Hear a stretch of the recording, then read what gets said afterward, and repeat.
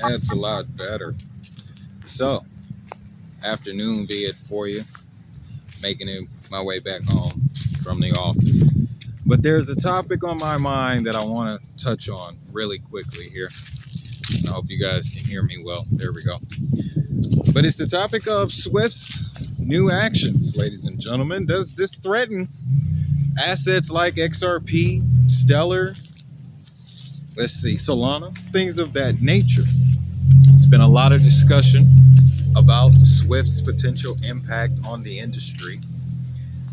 And I just want to give my 2 cents on the topic because I always want the members of the committee, you guys, to have the best perspective at all times. So let's answer the question.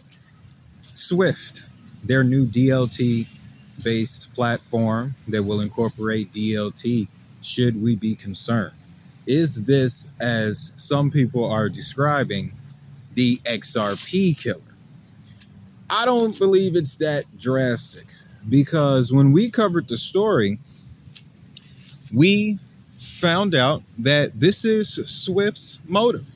This is their game plan to incorporate their interbank payment system with these blockchain technologies and these distributed ledger technologies that we fawn over. That's where our innovation track comes in, to provide more choices to the user.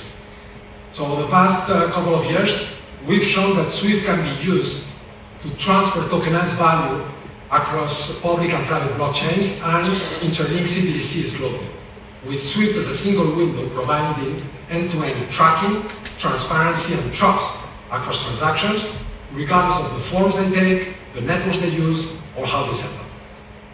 So we'll continue to provide interconnectivity between DLT and existing fiat systems to reduce fragmentation as well as to keep the world interoperable.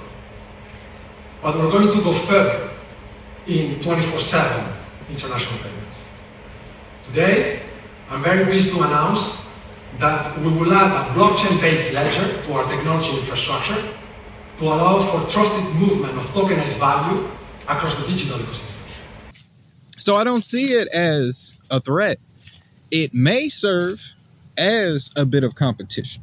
That is something that we have to consider, that this may be new competition for these DLT projects like Ripple, Stellar, Solana, Ethereum, things of that nature. But at the same time, I think it truly validates the market here. It validates the industry. And that is something that I like to cover on this channel, are moments in time that validate all of the stuff that we research, everything that we dig into, right? All of the crappy comments we have to fish through on Twitter to get to the source of the truth. When things like this happen from major players, it validates our bags. All right? Because I understand, being new in the space, a lot of this stuff can seem almost like you're stepping in and out of the matrix. When you get into the crypto realm and you're talking with the crypto bros, it is a whole different world. It feels disconnected.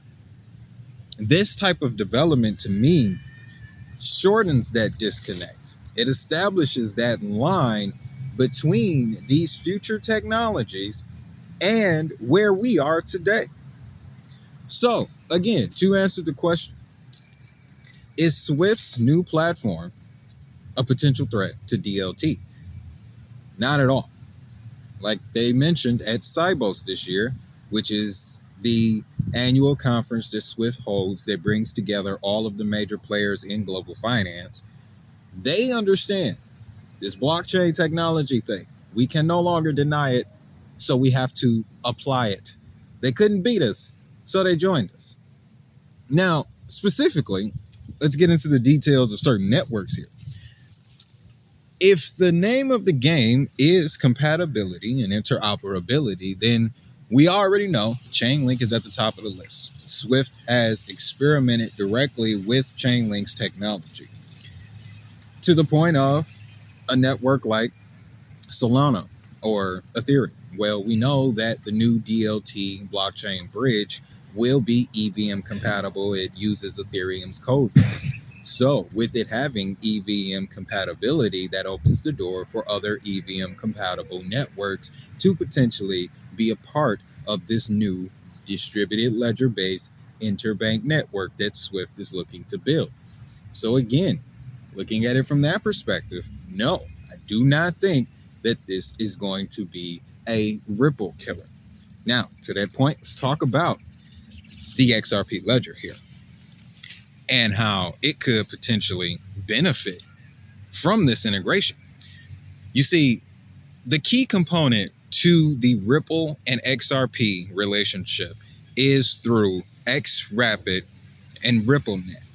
These are payment services that Ripple offers. These are the ones that explicitly use the XRP ledger. So if the name of the game is to further embed DLT's blockchain into the global Swift network, then Ripple has the track record already. They have the clientele, they have the partnerships that have the experience utilizing Ripple on that scale. So now we're in a situation where all we are waiting for are the conversations to be had and the partnerships to be established. I can see it being a situation like this where, yeah, a major payment processor will make their way to Swift. Then they'll realize Swift in the background is using DLT, Ripple, XRP, Solana, Ethereum, things of that nature. So again, that just further validates the market, in my opinion. So, bring it all back home here. Answer the question. Is Swift building a Ripple killer or an Ethereum killer or even a Solana killer? No. If anything, Swift's new interbank blockchain DLT-based platform is a herald. It is the silver surfer to the galactic level adoption that's coming to the crypto space. So that's my 2 cents on it. Again, we're going to be doing more of these afternoon walk videos. It's another way for me to connect with y'all and just, talk about topics in an unscripted way. All right. But with that, nothing going to change. Y'all know what time it is. If that money is digital, so is the hustle.